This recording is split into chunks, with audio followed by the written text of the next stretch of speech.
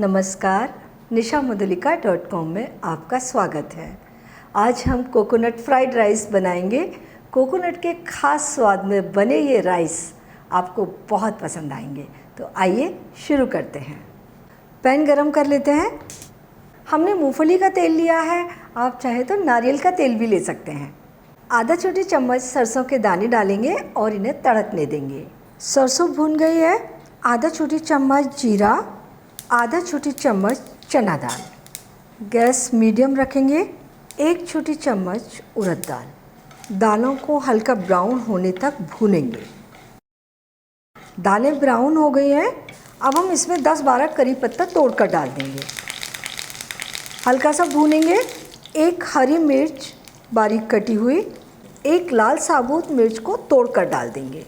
आप मिर्च अपनी पसंद से कम ज़्यादा कर सकते हैं। और अब 1 कप ताज़ा ग्रेटेड नारियल को हल्का सा भूनेंगे। अब 1/4 कप भुने छिले मूंगफली के दाने मिला लेंगे। हल्का सा भून लेंगे। 3/4 छोटी चम्मच नमक और ये 3 कप पके हुए चावल। ये बासमती राइस है, कोई भी राइस लिए जा सकते हैं। और इन्हें चलाते हुए 2-3 मिनट पका लेंगे। कोकोनट फ्राइड राइस बन चुके हैं।